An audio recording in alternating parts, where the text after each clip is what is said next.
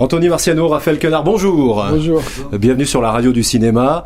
Avec le rêve américain, personne n'y croyait, alors ils l'ont fait. C'est une phrase qu'on peut reprendre pour la création d'un film, ça aussi, non? Personne n'y croyait, et pourtant on y est arrivé. C'est une histoire qui vous parle aussi, ça? Forcément l'un et l'autre d'ailleurs. En tout cas, sur ce film, ça a été vraiment l'histoire du film. Alors, c'est pas que personne n'y croyait, c'est que c'était très compliqué parce que je racontais l'histoire vraie de gens que je ne connaissais pas et à qui je n'avais pas accès. Donc il a fallu gagner du terrain à chaque fois. Donc d'abord écrire mon scénario dans mon coin, puis que Raphaël le lise, puis que Raphaël fasse lire à JP, Zadi. Puis une fois que les deux faisaient le rôle, qu'on essaie de trouver quelqu'un qui amène le scénario aux agents dont il est question. Donc ça a été un peu un jeu de pistes. C'est pas que personne n'y croyait, tout le monde y croyait, mais ça a été étape par étape. Pareil, c'était un peu l'aventure pour, par exemple, I Love Peru, ça a été. Ah oui, non, mais faut faire les films. Gagné. Nous, avec Jean-Pascal, on a une mentalité comme ça. On aime bien de toute façon faire les trucs dans notre coin. Jean-Pascal, il a fait 3 longs métrages en indépendant, des séries avant de pouvoir un jour trouver la bonne personne qui donne l'opportunité de faire tout simplement Noir. Et moi, je suis passé par plus le parcours figuration, court-métrage, patati patata, jusqu'à pouvoir faire quelque chose. Mais moi, j'étais prêt à, franchement, tout accepter. Et on parlait d'une anecdote où moi, j'avais même fait un G-son une fois sur un petit court-métrage. Ouais. Un G-son pour pouvoir avoir l'opportunité en fin de journée. Moi, je voulais jouer dans le film. Mais bon, j'étais pas pris pour être acteur. Et du coup, en fin de tournage, il manquait quelqu'un pour jouer quelqu'un bâillonné, attaché à une chaise, en train de hurler des cris dans un comble d'une maison. Et je m'étais retrouvé à le faire, donc il fallait essayer par tous les moyens d'essayer de s'infiltrer. La fameuse petite porte. Ouais. Le rêve américain, sorti donc le 18 février, c'est la fin de votre marathon d'avant-première. Alors 2 potes français, Bouna et Jérémy, partent de zéro et se lancent à force de culot, à force d'amitié aussi, on peut le dire, à la conquête du basket américain. Ça, c'est le pitch, film biographique. J'ai entendu que les vrais personnages ne s'étaient jamais engueulés en 20 ans. Est-ce que, parce que c'est une histoire absolument incroyable, mais vraie, comme disait une certaine émission de télévision, à quel moment avez-vous, Anthony, été obligé de quasiment d'en rajouter pour que ça devienne crédible? Justement, alors ce qui est marrant, c'est que j'avais pas fait cette scène de dispute. Normalement, dans ce qu'on appelle un buddy movie, on met la scène de dispute des deux qui se reprochent tous leurs défauts respectifs et qui partent chacun faire leur chemin de leur côté. Et j'avais pas envie non seulement de passer par ces poncifs-là et de m'obliger certaines scènes qui font partie du manuel, mais en plus les images des vrais personnages qui me nourrissaient, donc des reportages, des sujets sur eux, je ne percevais pas ça en eux. Je voyais à quel point ils acceptaient les différences l'un de l'autre et je me disais, mais je les vois pas se disputer ces deux-là. Je les vois toujours regarder de l'avant. Il y a des joueurs qui les ont trahis. Ils ne leur ont jamais fait de procès alors qu'ils leur devaient des millions de dollars. Ils leur ont jamais fait de procès parce qu'ils regardent le suivant, ils regardent pas derrière eux. Et donc la première chose quand j'ai finalement réussi à les rencontrer et une fois qu'ils avaient lu le scénario, qu'ils avaient aimé et tout, et on a dîné ensemble, la première question que je leur ai posée, c'est: est-ce que vous vous êtes déjà disputés? Et ils m'ont répondu non. Jamais. Et donc je me suis dit que je m'étais pas trompé et que j'allais surtout pas rajouter cette scène que pas mal de distributeurs qu'on avait démarchés avec le film me demandaient de rajouter. Et je leur disais mais non, parce qu'en fait c'est pas ça le film. C'est quasiment une comédie romantique le film. C'est la rencontre de 2 personnes qui s'aiment et qui s'aiment tout du long en fait et qui acceptent les défauts de l'un de l'autre. Donc voilà, j'ai pas rajouté grand chose de faux dans le film. Tout est vrai. À propos d'amour d'ailleurs, il me vient cette image de la femme de Bouna dans l'histoire qui a un rôle important et c'est bien qu'on parle d'elle aussi, de son rôle qui est essentiel parce que donc il ajoute cette dimension d'amour inconditionnel. On se demande si elle y croit elle-même en fait. À leur histoire, à leur aventure. Déjà, elle y croit, et puis je pense qu'elle a été comme les entourages respectifs et de Jérémy et de Bouna, ils ont été un peu contaminés par la passion dévorante qui brûle tout comme un incendie ravageur. Et c'est ça que raconte le film, c'est aussi que la réussite, elle est collective, elle a reposé sur le lien d'amitié qu'ils ont entretenu et qui a fait que quand les doutes de l'un faisaient surface, la passion de l'autre venait compenser ces petits tracas. Et pareil, grâce à leurs femmes, grâce à leurs enfants et grâce à leurs mamans aussi. Parce que les mamans, elles occupent une place primordiale, prépondérante dans les histoires de tout le monde et des joueurs, où elles chapeautent un peu les joueurs qui passent d'un monde à l'autre en passant de clubs français à la NBA, donc au Graal qui pourchasse, et dans leur vie à eux qui ont été d'un soutien aussi inconditionnel. Donc c'est vraiment une réussite collective ce que ça raconte. C'était sportif comme tournage, hormis le côté basket lui-même.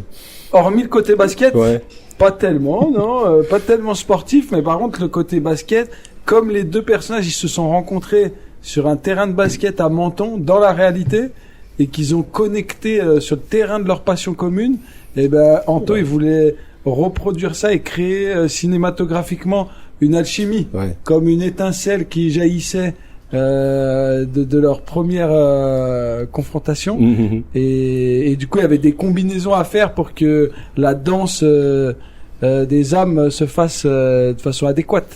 J'ai entendu qu'il avait fallu, Anthony, que vous fassiez désapprendre à Raphaël et à Jean-Pascal ce qu'ils avaient fait jusque-là, de sortir de leur rôle, de leur personnage. Ça a été vraiment ça, peut-être aussi la difficulté. Ils sont potes et il faut qu'ils incarnent une amitié naissante. Donc c'est compliqué quand on est déjà super complice. Alors c'est compliqué pour une scène, la scène de rencontre, mais comme après ça s'ellipse pas mal dans le film et qu'on les voit déjà frères, on est très vite dans ce qu'ils sont déjà en réalité. Donc ça m'a énormément aidé d'avoir cette complicité qui empêche pas les contacts physiques, qui permet des regards doux avec de la tendresse entre eux. Je l'avais déjà. Et puis ensuite, pour ce qui est des personnages, je pense qu'ils sont assez surprenants dans ce film, dans la mesure où ils sont beaucoup plus sur la retenue et ils sont là pour servir le personnage. Et effectivement, Raphaël est moins dans son personnage qu'on connaît déjà à travers d'autres films ou à travers ce qu'il incarne en promo. Et JP est moins aussi dans le comique maladroit. Il est beaucoup plus ancré, il a beaucoup plus de charisme, charisme qu'il a naturellement, mais qui laisse prendre place dans ce film. On ne peut s'empêcher de parler de filiation. Est-ce que vous acceptez celle avec Toledano Nakache dans le rythme, dans le dosage de la comédie Alors, c'est marrant parce qu'on se connaît très très bien avec Eric et Olivier. Je les connais depuis que je suis tout petit. Et donc, c'est des amis. Mais évidemment que je le prends très bien puisque c'est quand même des réalisateurs de renom qui font des films incroyables, qui plaisent à la France entière, donc évidemment que je prends le compliment. C'est vrai qu'il est maniaque, très précis, très pointilleux. Ça va jusqu'où ça? T'as des exemples? C'est un obsessionnel névrotique et pour le bien de l'art, et tout en gardant un calme et une assurance et une bonne humeur qui fait que ça se diffuse sur tout le plateau et qu'il arrive à faire en sorte que tout le monde œuvre à sa quête de façon conviviale et joviale. D'accord. Donc malgré le fait que tu viennes un peu le titiller.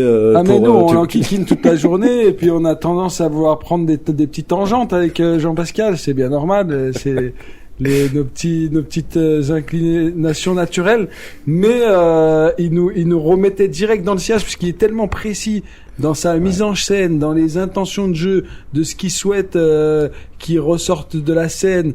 Mais de tout, ça va jusqu'à la façon dont on parle du film. C'est comme une attention totale qui fait qu'il y a une formule extraordinaire qui lui va bien. Si les gens qui prennent les choses par-dessus la jambe vivent au pôle Nord, Anthony Marciano vit au pôle Sud. Je ne connaissais pas. C'est moi qui l'ai dit la dernière fois. D'ailleurs, c'est pourquoi? C'est pour vous rassurer. Il faut que tout soit noté, tout soit écrit. Il n'y a pas de place à l'impro, ni pour les comédiens. Pour moi, la priorité, c'est l'histoire. Toujours l'histoire qu'on raconte, et comment on la raconte, c'est réfléchi depuis des mois. Comment on raconte une histoire, ça se pense, ça se teste, je le fais lire, j'ai des retours, je retouche, et donc il faut respecter cette histoire. Et moi, tout ce que je veux, c'est respecter cette histoire. Mais après, on fait énormément de répétitions avant, où ils vont me proposer des choses, ou alors il y a des choses qui vont se passer où je vais dire, ah tiens, bah ça sert le personnage, ou ça sert l'histoire. On va le rajouter au texte. Donc, il peut changer le texte. Mais c'est vrai que je cherche à ce que les personnages ne sortent pas de leur personnage, enfin que les acteurs ne sortent pas de leur personnage, et qu'on suive l'histoire et qu'on fasse avancer l'histoire. Ça peut mener loin, une aventure comme celle-ci. Alors pour une qui réussit, il y en a des milliers qui échouent de se lancer. Ça pourrait être quoi l'une des... Alors il y a plein de morales qu'on peut retenir, mais moi, si je pense qu'il y en a une à retenir, c'est que la première histoire qui a échoué, c'est la leur. Et elle a échoué pas une fois, elle a échoué 20 fois. Pendant 20 ans d'échecs. Et donc, leur histoire est une histoire d'échec. Mais au final, c'est une réussite parce que ils avaient un rêve, mais ils avaient aussi un plan, et ils ont travaillé sans s'arrêter.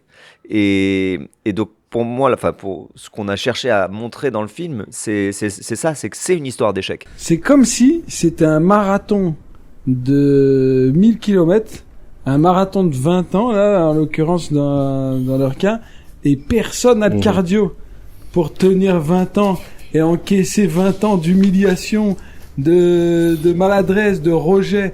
Donc à la fin, il y a que 2 personnes qui arrivent à franchir la ligne d'arrivée, et c'est Bouna et Jérémy. Et c'est en ça que leur histoire, elle est exceptionnelle, alors même qu'ils ressemblent à tout le monde. À la base, ils sont vendeurs dans un vidéoclub. C'est ça. Et Bouna, il avait des avions à l'aéroport d'Orly. Donc ils sont partis du point 0 et ils ont réussi à tenir le rythme et la cadence sans jamais faiblir. Et c'est en ça que ce film, il est extraordinaire et qui porte, pour moi, aussi largement, et qui peut inspirer aussi largement à tout âge et pour tout profil. Ouais. Quel est le sentiment que vous voudriez que l'on ait justement à la sortie de la séance? La patate, et que cette séance, ce visionnage, il provoque le déclic de s'autoriser à rêver, à le faire de façon grandiose, de surtout pas étouffer les petits instincts qui parlent en nous, et que notre entourage, tous les gens auxquels on est confronté successivement essaie d'amoindrir et de contenir, d'étouffer, de piétiner même des fois, et de s'autoriser à le faire et de perdurer, de garder bien près de son cœur cette passion, qu'elle soit accrochée comme une moule au rocher et qu'elle s'en détache jamais jusqu'à ce que la matrice craque et qu'il y ait la brèche qui s'ouvre pour qu'on puisse s'engouffrer dedans. On sent que c'est ce qu'ils ont fait. C'est ce qui t'anime aussi. Ah, nous, c'est ce qui nous anime avec Jean-Pascal. Franchement, c'est ça qui nous a parlé dès la lecture du film d'Anto. Justement, vous faites un film sur le rêve, et il y a plein de films qui sont faits sur le rêve en ce moment. Et on voulait savoir qu'est-ce que vous diriez à un jeune qui a envie de se lancer et qui est bloqué par les institutions, par ses parents. Déjà de pas écouter de pas écouter ces retours qui ont tendance à vouloir l'écarter de sa ligne, et de rester bien focalisé et de faire des choses, et au fil des fabrications, l'œil il va s'aiguiser, devenir plus précis et arriver à trouver la petite lumière au bout du tunnel, tu vois. Il va réussir à trouver l'échappatoire dans ce labyrinthe s'il le fait sincèrement, parce que avec Jean-Pascal, et on partage ça, et aussi avec Jérémy et Bouna, ce qui nous passionne vraiment, nous, c'est le jeu et le fond de la chose. C'est pas tous les atours de Cannes ou des trucs qui font partie de la sphère du cinéma, mais qui sont fallacieux, qui sont des mauvaises choses à montrer parce que c'est très trompeur. Et comme ce qui nous intéresse, c'est le cœur du sujet, et comme eux, c'est devenir agent vraiment à tout prix, aider des gens. Si la passion, elle est sincère, quand bien même la retranscription, elle est maladroite, la sincérité, elle viendra à bout de la maladresse. Et pour ma part, oui, effectivement, rêver grand, c'est une phrase qui est presque banale maintenant, qu'on répète à tout bout de champ, qui peut sembler très cliché. Et pour moi, elle n'est pas suffisante. Il faut dire aussi avoir un plan et travailler, parce que ce que raconte ce film, c'est que c'est des mecs qui, quand ils avaient décidé de faire ce qu'ils s'apprêtaient à faire, ils se sont levés pendant 10 ans à 5 heures du matin pour travailler et pour gagner 2 heures sur les autres. Et donc ça en dit beaucoup sur l'exécution du plan. C'est pas seulement rêver, c'est l'exécution du plan. Et dans le cadre du cinéma, mon plus grand conseil, c'est d'écrire des histoires. qu'on soit réalisateur, comédien, bon, scénariste évidemment, de se lancer dans l'écriture d'une histoire et de ne pas attendre qu'elle vienne d'ailleurs.